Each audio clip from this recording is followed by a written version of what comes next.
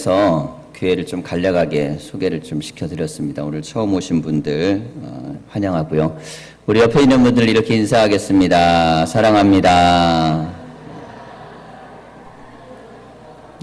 자, 한 번만 더 해보시죠. 제 옆자리에 앉아주셔서 영광입니다.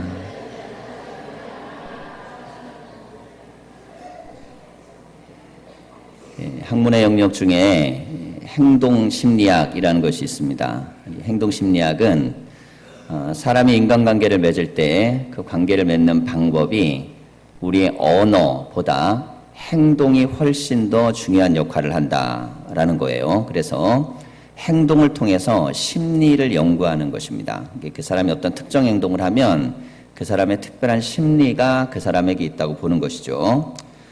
예를 들어서 이제 우리의 일상에서 볼 수 있는 몇 가지 것들이 있습니다. 예를 들면 다리를 떠는 것은 마음의 여유가 없다는 뜻이다. 그래서 지금 아래쪽을 보세요. 떨고 있는 분들이 계신가. 자, 다리를 꼬고 있는 분들이 있죠. 어떤 대화를 하면 다리를 꼬는 분들이 있습니다. 예배를 드려도 꼭 한 두 분 있어요. 다리 꼬고 계신 분. 자, 그런데 이 다리 꼬는 이유는 내 본심을 상대에게 보여주고 싶지 않다라는 뜻이에요. 내 안에 진심이 있는데 이게 들키고 싶지 않은 겁니다. 그래서 불안이나 긴장을 감추고 싶은 마음에 다리를 꼰다는 거죠. 팔짱을 끼는 경우들도 간혹 있습니다. 물론 이제 습관적으로 하실 수도 있겠지만 많은 경우에는 이 팔짱을 끼는 경우는 누군가가 나를 안아줬으면 좋겠다는 생각을 갖는 사람이라는 거예요. 그래서 내가 지금 마음이 좀 답답하고 힘들고 어려운데 누군가가 나를 좀 안아줬으면 좋겠어요. 그런데 안아줄 사람이 없으니까 내가 나를 안는 거예요. 내가 나를 안는 게 바로 팔짱을 끼는 겁니다. 턱을 자주 만지는 사람은 마음이 여리다라는 표현도 있는데요. 제가 요즘 조금 이런 현상이 나타나고 있습니다.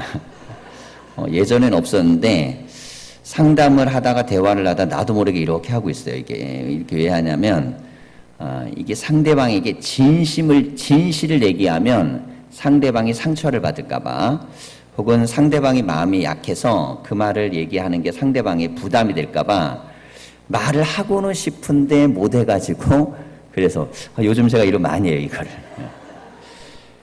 제가 충청도에서 목회할 때는요, 그런 현상이 없었어요. 은근히 그분들이 이렇게 좀 느린 것 같고 답답한 것 같아도요, 굉장히 강합니다. 근데 제가 호남에 와 보니까요, 사람들이 얼마나 착하고 여린지 몰라요. 굉장히 여려요. 여리다는 뭔 뜻이냐면 말을 한마디 하면 이 말이 무슨 유리장 같아요. 그래서 혹시나 깨지진 않을까, 상하진 않을까. 예전에 없던 버릇이 제가 요즘 생기고 있습니다. 어쨌든 이런 심리적인 반응들이요, 몸짓으로 좀 나타나는 경우들이 있습니다. 또 유명한 명언도 있어요. 눈은 보는 기관이 아니라 보이는 기관이다 라는 말이에요. 자, 서로 눈을 한 번만 좀 확인해 보세요. 눈빛을 보십시오. 서로 쳐다보세요.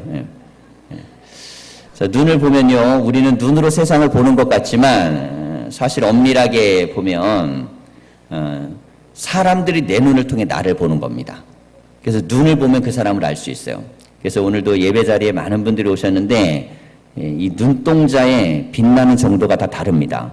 어떤 분들은 초롱초롱하고, 예전에 제가 어렸을 때요, 학교에서 선생님들이 공부하다가 이렇게 눈이 이렇게 멀뚱멀뚱 감기면 무슨 눈깔이라고 그랬어요.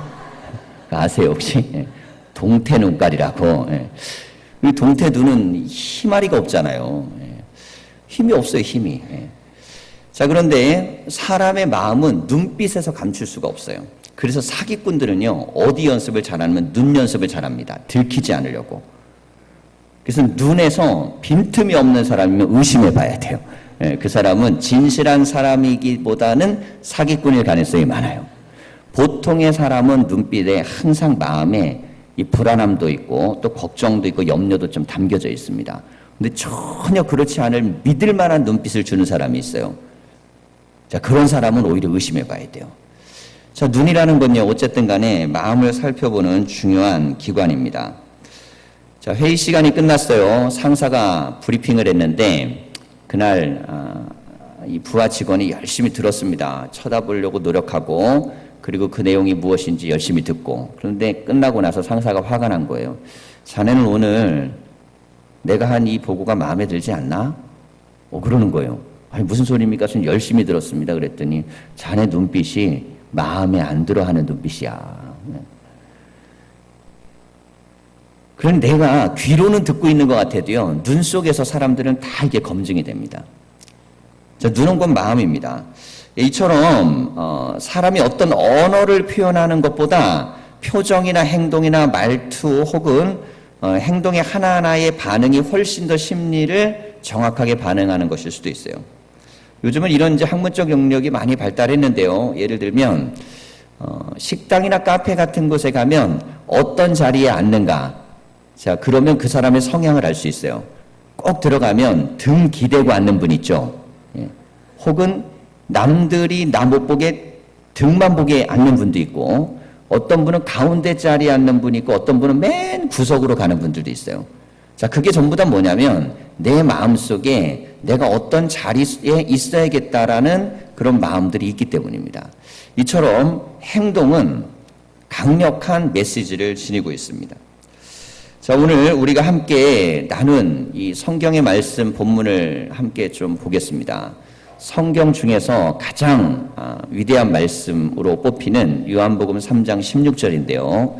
이 하나님 말씀은 성경은 1600년 정도의 기간으로 쓰여졌습니다. 그리고 한 30여 명의 사람들이 기록한 책을 모아낸 책이 성경이에요. 근데 놀랍게도 이 성경은 이 1600년 동안 수많은 예언들이 성취되어지는 말씀으로, 그리고 그 모든 말씀들은 오늘날에 뿐만 아니라 마지막 심판날에까지 예언의 말씀으로 기록되어 있습니다. 자, 그래서 이 성경의 말씀은 하나님이 우리에게 주신 러브레터입니다. 하나님이 우리를 얼마나 사랑하시는지를 알려주시기 위해서 수천 년에 이르는 동안 하나님이 인간을 만난 이야기를 들려주시는, 자, 그래서 이 성경 이야기 통해서요, 우리는 하나님이 사람을 어떻게 사랑하고 그리고 나를 어떻게 사랑하실지에 대해서 알 수 있습니다. 그 중에 가장 눈에 띄는 말씀이 오늘 바로 요한복음 3장 16절이에요. 자, 이렇게 기록되어 있습니다. 하나님이 세상을 이처럼 사랑하사 독생자를 주셨으니 이는 저를 믿는 자마다 멸망치 않고 영생을 얻게 하려 하심이라. 자, 하나님이 세상을 사랑하셨다는 겁니다. 근데 어떻게 사랑하셨냐면 말로 사랑하신 게 아니라 행동으로 사랑하셨어요. 말은요, 믿을 게 못 되잖아요.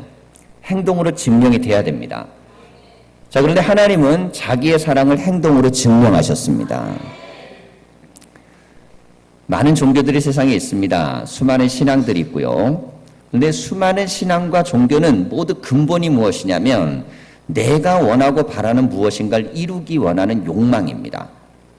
그래서 점집에 찾아가서 점을 보는 분도 내 앞날이 어떻게 될지, 내 미래가 어떻게 될지, 내 자식이 어떻게 될지, 남편이 어떻게 될지 다 나의 것, 내 가족의 것, 내 미래의 것을 알고 싶죠. 여기에 반응해 주는 게 바로 종교적 현상입니다. 자, 그런데 우리가 믿는 이 신앙의 공동체는요, 물론 기도도 있고 바람도 있고 소망도 있지만 그거보다 훨씬 더 본질적인 게 있습니다. 그것은 바로 하나님이 우리를 사랑하셔서 우리에게 주신 은혜가 있다는 것이에요. 자, 이것이 먼저 존재하는 것에 대한 반응이 믿음입니다. 자, 그러니까 내가 원하는 걸 이루려고 하는 게 아니고 하나님이 사랑하시는 것에 대한 반응을 보이려고 하는 게 믿음이에요. 자, 오늘 우리가 이 예배의 자리에 왔는데요. 처음 오신 분들도 있고 또 초청받았지만 예전에 신앙생활을 또 했던 분들도 있습니다. 어쨌든 오늘 이 첫날이 마지막 날이 되지 마시고 이 첫날이 시작하는 날이 되시길 바랍니다. 자, 그렇게 되면 더 하나님을 깊이 또 알아가면서 또 하나님의 사랑을 느껴갈 수도 있습니다. 저희 어머니는 평생에 간직하고 있는 소중한 선물이 하나 있습니다. 이게 뭐냐면 제가 초등학교 때 소풍을 가가지고 사갖고 오는 김 바르는 붓이에요. 이게 뭔지 아시죠? 김 바르는 붓. 그때 50원을 했는지 100원을 했는지 하여간 용돈을 타서 그걸 가지고 뭘 사 먹지 않고 김 바르는 붓을 사갖고 갔습니다. 저는 그냥 어머니에게 선물을 해야겠다는 간단한 생각이었어요. 근데 저희 어머니는 그 붓을 평생을 간직하고 언제나 마음속에 가장 소중한 선물로 기억하셨어요. 그래갖고 저희 아내한테도 결혼할 때 그 이후에 그 얘기를 한 거예요. 제가 어렸을 때 얼마나 착했는지. 그래가지고 소풍을 가면 꼭 그렇게 사왔다는 거예요. 몇 번 사준 기억도 없는데. 근데 그 기억이 강력한 거죠. 자, 그 별로 값어치 안 나갈 것처럼 보이는 김 바르는 붓인데요. 자, 이 붓에 대해서 뭘 느끼신 거냐면 감동을 느낀 겁니다. 자, 삶을 살아가면서 우리가 상대방이 나를 사랑하는지 아닌지를 검증하려면, 사랑하는지 아닌지가 되려면 내 안에 감동이 있어야 됩니다. 예를 들어 남편이 아내한테 그러는 거, 여보 난 당신을 사랑해. 근데 감동이 없어요. 그러면 요즘은 그럼 뭔 말이라 그래요? 당신 말에 혼이 없어 그래요. 담겨있지 않은 거예요. 마음이 담겨있지 않고 감동이 담겨있지 않으면 말만 갖고는 되지 않습니다. 자, 그런데 어떤 행동이 나를 참 감동시킬 수 있어요. 평생에 기억하는 감동일 수도 있습니다. 저는 이후로도 저희 어머니에게 많은 걸 사드렸습니다. 더 비싼 것도 사드리고 더 좋은 것들도 사드리고, 뭐 부모님이 베풀어준 은혜에 비하면 적은 것이겠지만 그 많은 걸 사드렸지만 감동은 이 100원짜리 김 바르는 붓이 훨씬 컸어요. 자, 이것이 우리에게 주는 의미가 무엇이겠습니까? 사람의 진실한 사랑을 느끼려면요, 감동적인 사건이 있어야 된다는 것입니다. 자, 하나님이 우리를 사랑하시려면 지구상의 모든 종교를 다 모아놓고 그리고 나서 비교하여 검토를 해볼 필요가 있어요. 자, 이걸 뭐라고 하냐면 비교 종교학이라고 그럽니다. 자, 비교 종교학의 영역에서요, 세계적인 종교학자들이 모여서 연구를 하고 토론을 했습니다. 그러면서 각 종교가 가지고 있는 강력한 메시지, 그리고 그 종교가 갖고 있는 표현하는 그런 신앙의 고백들을 가장 강력한 걸 하나하나씩 뽑아가지고 제시하기 시작했어요. 자, 많은 종교들이 그 안에 많은 메시지들이 있습니다. 사랑도 있고 자비도 있고 또 어느 때는 죽음을 이기는 부활의 메시지도 있고 많은 것이 있어요. 그런데 기독교라는 종교 안에는 아주 특별한 것이 하나 있더라는 거예요. 다른 종교에는 담겨져 있지 않은 것이 있습니다. 자, 이것이 바로 무엇이냐면 이게 바로 은혜입니다. 자, 우리 교회 이름이 전주 무슨 교회예요? 은혜교회. 이름도 되게 잘 졌어요. 이 개척한 전사님이 처음에 여자 전사님이 개척을 하셨는데 이름 짓기를 참 잘 지신 것 같아요. 자, 은혜란 다른 어떤 종교에도 없는 오직 기독교 안에만 담겨져 있는 특별한 메시지입니다. 자, 이 은혜의 핵심은 무엇이냐면 하나님이 인간을 얼마나 사랑하시는지 말로 표현하지 않고 행동으로 보이셨는데 그 행동의 내용은 자기의 사랑하는 독생자 하나밖에 없는 아들을 인간이 멸망의 길로 가고 죽음과 사망의 길, 영원한 지옥의 길로 가지 않도록 하기 위해 그 영혼을 구원하려고 이 인간이 지은 모든 죄과 곧 죄에 대한 형벌을 받아야 되는 것들을 하나님의 아들이 대신 십자가 위에서 그 죄값을 치르셨다는 사건입니다. 조금 말이 어렵긴 한데요. 이런 겁니다. 죄는 내가 짓고 벌은 하나님 아들이 받으셨다는 거예요. 지옥은 내가 가야 되는데 고통은 하나님의 아들이 당하셨다는 것입니다. 자, 이게 문장으로만 이해를 할 때는요, 그런가 보다 할 수 있어요. 자, 그런데 실제 삶 속에 좀 적용을 해보시기 바랍니다. 지금 여기에는 자녀들이 있는 부모님들이 계실 겁니다. 자, 그럼 한번 제가 여쭤볼게요. 엄마들에게 한번 물어보겠습니다. 엄마들이 남편하고 자녀들 중에 누가 더 소중하십니까? 누가 더 소중하세요? 네. 정수덕 권사님, 네. 답을 잘 하셔야 돼요. 진실하게 하셔야 돼요. 눈치 보지 말고. 남편 장로님이 더 중요하세요? 딸이 더 중요하세요? 남편이요? 오래 살면 그렇게 돼요. 오래 사셨구나. 이제 딸한테 기대하는 게 없는 거예요. 정말 그러세요? 대단한, 이게 답이 그렇게 가면 안 되는 거예요, 지금. 여러분 정말 너무너무 사랑이 많으시고 이게 풍성하셔갖고 이런 고백 해주셨죠. 근데 실제적으로요, 여러분 사랑은 내가 낳은 자식에게 훨씬 더 절실하고 간절하게 돼 있습니다. 그럴 수밖에 없는 걸 이렇게 생각하시면 돼요. 남편이 뭘 잘못되고 그래도 막 속이 상하고 마음이 아프죠. 네, 근데 자식이 잘못되면요, 이게 막 끊어질 것처럼 아픕니다. 절절히 아파요. 그러니까 어떤 게 더 아픈가를 생각해 보시면 돼요. 삶을 살아가면서 어떤 게 더 기쁜가도 생각해 보시면 돼요. 남편이 잘 될 때도 기쁘지만 자식이 잘 되면 훨씬 더 기쁩니다. 예. 물론 이제 장로님, 권사님이 예외예요. 두 분은 사랑이 워낙 인고 부부시라. 예. 근데 보통의 경우에는요, 어쨌든 내가 가장 사랑하는 존재를 얘기하자면 그건 바로 자녀입니다.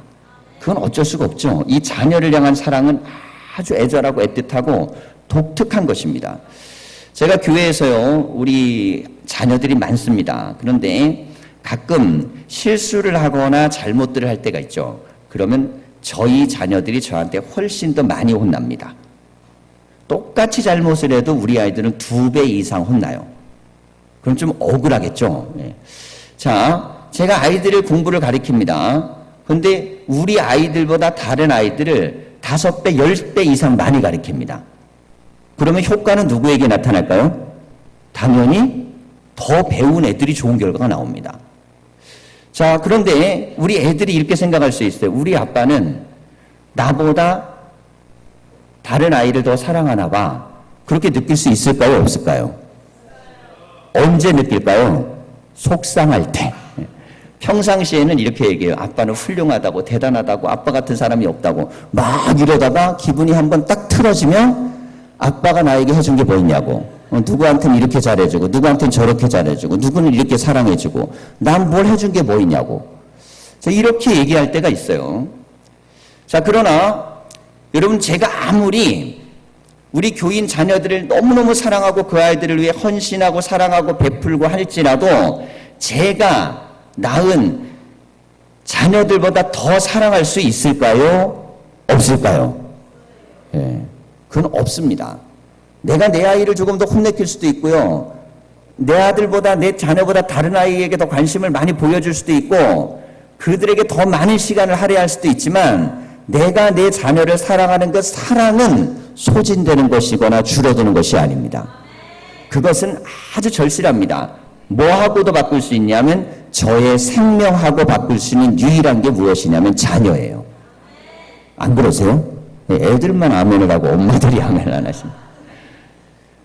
여러분, 우리의 인생을 살면서요, 내 모든 걸 다 잃어도 내 자녀가 잘 되기를 바라면 정상적인 엄마 아빠예요. 근데 이게 안 되는 엄마 아빠 있잖아요. 내 자신은 망해도 나는 살아야겠다. 이건 굉장히 이상한 엄마 아빠예요. 그래서 확인해 보셔야 돼요. 다리에서 내가 주워 왔는지 아닌지. 정상적인 부모라면 나는 망해도 내 자녀는 잘 되기를 원하는 절실함이 있어야 됩니다. 그게 진짜 뭐예요? 사랑입니다. 그래서 부모는요, 자식 때문에 창피하면 안 됩니다. 자식 때문에 창피한 부모는 나쁜 부모입니다. 이상하게 들리시죠? 자식 때문에 창피한 부모는 나쁜 부모예요. 여러분, 자식 때문에 아플 수는 있지만 창피해서는 안 되는 겁니다. 자식은요, 어떤 일을 만났을 때 그 만남에 대한 모든 상황이나 사건을 부모의 사랑을 받아가면서 사는 유일한 존재예요. 얼마 전에 책을 한 권 그 스토리를 읽어야 되는 내용이었는데 청소년들 학교에서 내주는 과제에 대한 책이에요. 내용은 뭐냐면 두 아이가 있어요. 여자아이인데 이 아이들이 유치원을 같이 다녔습니다. 근데 유치원에서 성폭행을 당해요. 자, 어마어마한 사건을 경험한 거죠. 그런데 이 아이들이 집으로 갔을 때 이 엄마들의 반응이 다른 거예요. 한 엄마는 네 잘못이 아니야. 그건 네 실수가 아니야. 너의 잘못이 아니야. 걱정하지 마. 그건 한 번 지나가고 마는 거야. 창피해하지 않았어요. 그리고 나서 이 아이를 품어주고 그리고 이 아이 편에 섰습니다. 이 아이는 성장 과정에서 사춘기를 지나면서 당당한 아이가 됩니다. 그런데 똑같은 한 아이는 부모가 이것을 부끄러워합니다. 감추고 싶어합니다. 창피해합니다. 여러분, 이 아이의 잘못이 아니죠. 그런데 부모가 창피해야 합니다. 부모는 자녀가 부족하다고 창피해서는 안 됩니다. 부모는 자녀가 좀 말썽을 피운다고 창피해서는 안 됩니다. 남들에 비해서 좀 떨어진다고 생각해서 창피해서도 안 됩니다. 그거는 그냥 내 욕망을 채우고자 하는 욕구에 불과합니다. 여러분, 세상을 살다 보면 조금 더 잘할 수도 있고 못할 수도 있죠. 잘할 수 있으면 잘하는 것도 칭찬받을 일이지만 어떻게 여러분 세상에서 모든 걸 다 잘할 수 있습니까? 하지만 부모와 자식 간에 존재하는 이유는 유일하게 서열을 매기지 않고 사랑해 주기 때문이에요. 이게 정상적인 사랑입니다. 그래서 부모는요, 자식을 구별하긴 해야지만 차별해서는 안 됩니다. 저는 우리 애들이 셋이 있는데요, 저는 우리 아이들을 구별합니다. 그런데 차별하진 않는다고 나는 생각해요. 근데 애들은 그렇게 안 느껴요. 우리 아빠는 나를 차별한다고 생각해요. 자, 그런데 저는요, 부단히 노력하는 게 하나 있습니다. 구별을 하되 차별을 하지 말자. 정말 노력합니다. 자, 이렇게 하는 이유는 하나님이 그렇게 우리를 바라보시기 때문이에요. 자, 우리 모든 인간은 하나님의 자녀입니다. 그리고 조금 더 똑똑한 사람도 있고 좀 그렇지 않을 수도 있고 돈 많은 사람도 있고 아닌 사람도 있습니다. 능력 있는 사람이 있고 아닌 사람이 있을 수 있습니다. 그런데 하나님의 사랑은 차별이 없습니다. 모든 사람에 대해서 차별하지 않습니다. 자, 그래서요, 이런 경우들을 봤습니다. 복음성가 가수인데요, 자기는 어렸을 때 워낙 부모에게 차별을 당하고 버림을 받아서 엄마 아빠에 대한 분노가 있었어요. 살아가면서 그 절망은 견딜 수가 없었습니다. 그런데 성경을 보니까 가장 용납되지 않는 단어가 하나가 있는 거예요. 하나님 아버지.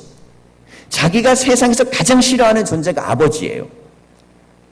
아버지라는 인물을 최고 싫어하는데 하필이면 하나님이 아버지예요. 그래서 이 고백을 받아들일 수가 없는 거예요. 왜 하필이면 하나님이 아버지야? 친한 선생님이나 형님이 되시지. 근데 하나님을 아버지라 그래요. 삶을 살아가면서 자기가 결혼을 하고 아이를 낳게 됐습니다. 그리고 나서 깨닫게 됐어요. 내가 비록 아이에게 정말 훌륭하고 대단한 아버지는 아니지만 아들을 사랑하는 아버지라는 걸 알게 된 거예요. 여러분, 훌륭하지 않을 수는 있습니다. 그러나 아버지의 존재는 사랑을 갖게 돼 있어요. 자, 인간의 아버지도 그런 면은 있습니다. 그런데 하나님의 사랑은 어느 정도냐면 독생자를 우리를 위하여 대신 내어주시는 사랑입니다. 그런데 이 사랑에는 차별이 없습니다. 어느 누구도 여기에서 벗어나지 않아요. 자, 오늘 우리는 하나님 앞에 나왔습니다. 사랑하는 성도 여러분, 우리가 믿음의 생활을 하면서 내 안에 가지고 있는 마음, 혹시 이런 마음을 품어보신 적 없나요? 하나님이 정말 날 사랑하실까? 하나님이 난 버리신 건 아닐까? 나 같은 죄인도 인정하실까? 난 이거밖에 안 되는데 하나님이 나에게 관심은 있을까? 여러분, 이것은 잘못된 질문입니다. 이미 답은 정확하게 나와 있어요. 하나님이 세상을 사랑하셔서 독생자를 이 자리에 앉아 계신 바로 우리 한 분 한 분을 위해 주신 것입니다. 다른 사람을 위해 십자가를 지신 것이 아니라 바로 나를 위해서. 그래서 기독교 신앙은요, 하나님이 독생자를 주신 그 사랑과 은혜에 대해서 반응하는 것입니다. 그 반응으로 예배도 드리고 기도도 하고 또 하나님께 나아가는 것입니다. 자, 우리가 함께 끝으로 나눌 말씀은 교회에 대한 이야기입니다. 호남 쪽에 내려오면요, 우리 교단 교회가 이렇게 좀 많지 않습니다. 교회 숫자에 비해서 또 교세도 좀 크지 않아요. 감리교회가 전국적으로 한 150만 교인이 됩니다. 그리고 전체 교회 중에서 교단적으로는 세 번째로 큰 교단입니다. 그런데 이제 이 호남과 영남 쪽은 장로교 선교사들이 선교사로 들어왔을 때 이쪽 아래쪽을 선교하기로 하고, 감리교 선교사들은 충청도 이북을 선교하기로 서로 협정을 맺습니다. 그래서 충청 이북 쪽으로는 감리교회가 많습니다. 뭐 강원도도 많고 인천도 많고 대전도 많고 저 서울 쪽으로도 많아요. 근데 여기를 내려와 보니까 저도 이제 전주 온 지 2주째 아니죠. 2주년 됐는데, 2년 됐는데요. 그렇게 많지 않습니다. 그러다 보니까 많은 분들이 전도대 갖고 오면 그 교회 감리교회인데, 감리교회 그 교회 왜 가? 뭐 이렇게 묻는 경우들이 흔히 있어요. 여러분, 그런데 뭐 이 질문에 대해서 이렇게 답하시면 돼요. 아까 보셨던 화면을 보시면서 머리에 암기를 하세요. 헤이그 밀사 누구? 이준. 이준 아세요? 고종황제가 나라의 이 자주권, 우리 외교권이 박탈된 것을 해결하기 위해서 이준 열사를 보내죠. 이 감리교 교인입니다. 자, 그리고 독립협회를 만들었던 서재필, 그리고 상해 임시정부를 이끌었던 이승만과 김구, 그리고 교육입국을 만들었던 도산 안창호, 3.1운동의 주역이었던 유관순, 몇 명밖에 하지 않은 것입니다. 이분들이 전부 다 감리교 신앙운동을 통해서 교육받은 분들이고 민족의 역사를 만들어낸 분들이에요. 학교 중에는 연세대학교는 감리교 장로교 연합으로 세운 학교입니다. 그래서 파송된 이사나 모들도 이 교단에서 나가고요. 이화여대는 우리 감리교 학교입니다. 그리고 배제학교, 수많은 사학들이 또 감리교의 정식적인 학교예요.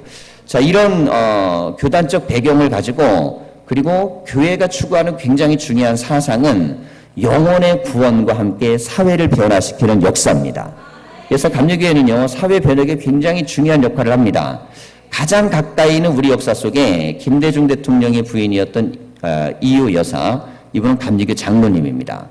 한 획을 그었던 위대한 또 인물이죠. 자, 이런 인물들이 우리의 역사와 흔적 속에 많이 있습니다. 자, 이런 교단적 배경을 가지고 있는 교회를 오늘 나오신 거예요. 그게 왜 갔냐 그러면 역사책을 펴보라고 해주시면 돼요. 자, 그리고 우리가 함께 나누었던 교회에 대한 이야기 마지막으로 우리가 좀 하려고 합니다. 이름만 되면 알만한 유명한 목사님이 있습니다. 서울에서 목회를 하는데 이분은 뭐 한번 개척을 하면 수천 명이 모여들어요. 그 정도로 설교도 잘하시고 목회적 지도력도 한국교회에서 대단한 분입니다. 근데 얼마나 이 목사님과 교회를 이제 사랑하는지 어떤 분들은 부산에서 서울까지 가기도 하고 김천에서 서울까지 가기도 하는 거예요. 근데 목사님이 인터뷰를 하는데 그러는 거예요. 자기가 봐도 미쳤더래요. 어떻게 그렇게 멀리에서 예배드리러 오나. 자, 그래서 한 번은요, 야, 너무 멀리에서 오니까, 야, 이렇게 꼭 멀리까지 와야 되냐. 그래서 권면을 하기 위해 김천을 갔다는 거예요. 김천이 경상도에 있지 않습니까? 거기 가서, 아니, 뭐 가까운 교회도 있는데, 가까운 교회 좋은 교회를 좀 찾아서 나가시면 어떻겠냐고, 굳이 뭐 여기까지 올라와야겠냐고, 그랬더니 그분이 이렇게 대답을 했습니다. 목사님, 저는요, 맛있는 음식 먹으러는요, 서울까지도 올라가요. 전국 어디든 관광지가 있으면 다 갑니다. 그리고 제 자녀가 공부를 잘하면요, 저는 서울로 대학을 보냅니다. 그러니까 내 돈 들여갖고 올라가가지고 예배 드리는 거니까 심려하지 마시고 그냥 제가 예배 드릴 수 있도록 해주세요. 자, 이 얘기를 딱 듣고 더 이상은 말을 못했다는 거예요. 그러면서 또 이렇게 얘기했대요. 아니, 그래도 좋은 교회가 있지 않습니까? 주변에도 교회 좋은 교회 많습니다. 자, 그때 이분이 이렇게 대답을 합니다. 좋은 교회는 많죠. 그런데 저에게 맞는 교회라서 제가 거기를 다니는 겁니다. 그럼 맞는 교회, 사람에게는 맞는 옷이 있고 맞는 음식이 있고 맞는 삶의 스타일이 있듯이 신앙의 공동체도 내가 잘 맞는 곳이 좋습니다. 자, 그런데 이것이 잘 맞으려면요, 교회가 모든 사람이 함께 신앙생활하기에 좋은 교회가 되려고 부단히 애쓰는 교회가 돼야 됩니다. 오늘 우리가 하나님 앞에 나와 예배 드리는데요, 우리가 영상을 통해서 함께 나눈 이 영상의 장면은 할 수 있는 대로 우리가 새롭게 교회를 등록하거나 믿음을 갖는 사람들이 누구든 여기 들어오면, 아, 여기는 정말 나에게 맞는 교회야. 자, 이 교회는 내가 정말 다니고 싶었던 교회야. 이 교회를 다닌다면 내가 은혜를 받을 것 같고, 이 교회를 다닌다면 내가 예수님을 만날 것 같고, 그리고 내가 이 교회를 다닌다면 내 삶에 참 많은 변화가 있을 것 같아 라는 생각을 가질 수 있도록 우리가 노력하기 위해서, 그리고 애쓰기 위해서 그렇게 기도하고 있습니다. 여러분, 오늘 하나님 앞에 나오신 처음 예배 자리에 나오신 분들도 이 자리가 복된 자리가 되시고 하나님이 우리를 사랑하시는 그 사랑도 많이 느끼시고 또 교회에서도 좋은 만남과 또 행복한 결실이 다 있으시기를 간절히 축원합니다. 기도하겠습니다.